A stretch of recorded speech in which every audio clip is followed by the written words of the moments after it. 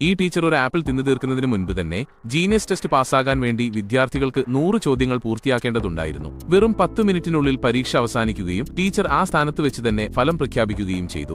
5 വിദ്യാർത്ഥികൾ മാത്രമാണ് പാസ്സായതെന്നറിഞ്ഞപ്പോൾ എല്ലാവരും ഞെട്ടിപ്പോയി. എന്നാൽ വെല്ലുവിളി അവിടെ കൊണ്ടൊന്നും അവസാനിച്ചില്ല. അവർക്ക് ഒരു പ്രായോഗിക പരീക്ഷ കൂടി നേരിടാനുണ്ടായിരുന്നു. തറയിലെ കറുപ്പും വെളുപ്പും ചതുരങ്ങളിൽ ചവിട്ടാതെ വിദ്യാർത്ഥികൾക്ക് മുറിമുറിച്ചു കടക്കേണ്ടതായിരുന്നു. എന്നാൽ അവിടെ കുറച്ച് മഞ്ഞ ചതുരങ്ങൾ മാത്രമേ ഉണ്ടായിരുന്നുള്ളൂ. അവയാണെങ്കിൽ വളരെ അകലെയുമായിരുന്നു.